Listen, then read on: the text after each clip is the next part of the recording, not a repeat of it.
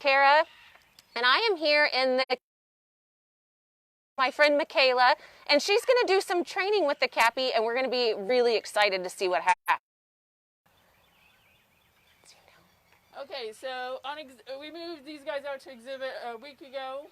So if you saw our previous post, we had 8 Cappies. So now the other 4 are off exhibit. We're going to be ship them out from the off exhibit barn. So these guys are out here. And if you recall from my last training, we were working on station training them. On exhibit, I'm going to use this. We'll see if we can get them to all come over. Marty, you station?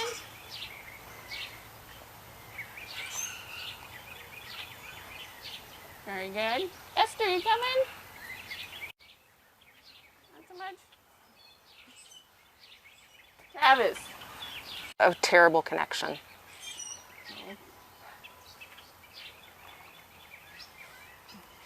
It's better now.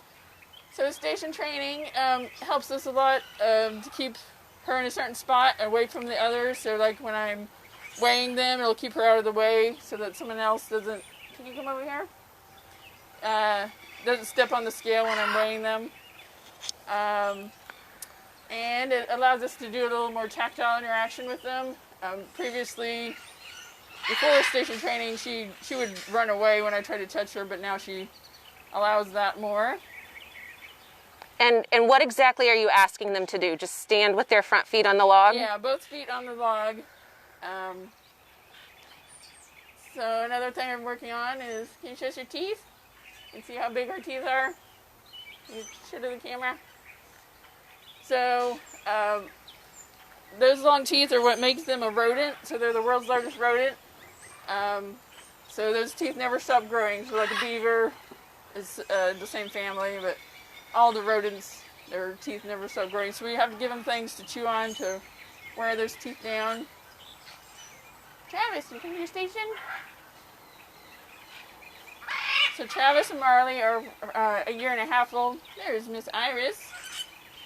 She's 7 months old, so she's one of our pups that was born on exhibit here at the end of last season before we took him off exhibit. Can you go to your station? And then Esther is the mom to all 3 of them. She's 8 years old. Your station? And she has the choice to participate or not participate, yeah. Right? Usually they all gather around me, but we've been out here for a little while, so everyone's... The excitement waned. Yes. Everyone gave up on getting corn. So one of their favorite treats is corn on the cob. Your station? There's a good boy, Travis. Lana asks how many are there, and you said we have 4 on exhibit, and did you say 4 behind the scenes? 4 off exhibit, yeah. And they're going to be transferring to a different facility? Yeah, the 4 different zoos actually. 4? Yes. So, okay, and then I'm going to grab some bamboo, another favorite treat. Stretch, buddy. She had to put that bamboo up high to keep it out of their reach. Did. Otherwise they might not have come over for their training. There you go. Esther, you want to come over?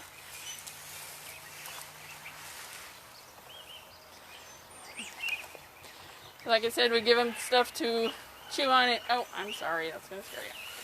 Wear their teeth down. What else to talk about? So these guys spend a lot of time in the water. You can see their feet are webbed kind of on the between their toes. Not quite like a duck, but it's partially webbed. They also have their eyes and nose are on the top of their face, so when they're in the water they can still see what's going on. But water is their safe space, so if there's a predator or something, they'll run to the water, which there could be a predator in the water too, but that's where they spend more of their time. And I would imagine that color really helps them blend in with a murkier pool. Yes. Yep, they spent some time swimming yesterday. The first time I'd seen them all in there.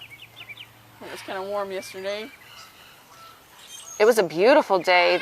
My little girl was probably thinking about swimming too. So they can hold their breath for up to 5 minutes under the water if they're hiding from a predator or something. But they also eat a lot of, in the wild, they eat a lot of greens and, things that grow in the water. They spend most of the time in habitats with a lot of water, so kind of all over South America, but not in the mountainous areas, just around waterways and marshlands and stuff like that. How long did it take you to get them to the point where they would station onto that log for you? Really, the first time I came, I've been working out in the barn just on the step stools for a while, so they kind of transferred it over to the log pretty quickly. They even started kind of doing it on their own, when they were too lazy to walk over to that, and there was a log here, and I'm like, does this count? I'm like, sure. So I figured that way on exhibit I don't have to carry all the step stools back and forth, and it's more natural looking, so it didn't take long at all. Once they figured out how to step up, initially it did take a while. Sometimes it's just hard to have clear communication with the animal that you're working with on what your expectations there's a lot of baiting, like holding it up, and they're like trying to reach it, and then you kind of reward them for putting one foot on. So, Esther, you didn't get your corn. Oh, I'm scared, yeah.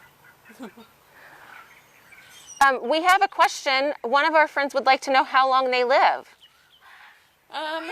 In captivity, they can live up to 12. In the wild, 6 is pretty, so 6 to 12-ish, but Esther's 8, so she's a little older, but still gets around good. And then can you tell us their names again? And this is Esther. Esther, Marley, Travis, and they're from last year's litter, so they're like a year and a half old. And then Iris. So far she doesn't have a new home. She may end up going to another zoo too. But this is our kind of a long-term group that we're going to be keeping here at the zoo, and the other guys will be shipped out. So her siblings and then the dad to all of them will be going to other zoos. Do we have any plans to breed anymore? No, not at this time. One of our friends asked if they're related to guinea pigs, and they actually are. And we have a guinea pig named Turbo who lives he's an animal ambassador. And I always laugh because I come in the afternoon and he looks like a Cappy to me. Yeah, so in the rodent family makes up 40% of all the mammal species. So there's, squirrels, mice, rodents, beavers, porcupines. People forget about porcupines. So there's a lot of species and a lot of animals, so thus they make up that big group. Well, Michaela, I think we'll wrap up here with these guys enjoying their snack. I know that we had sort of a rough connection at first, so I appreciate everybody sticking with us.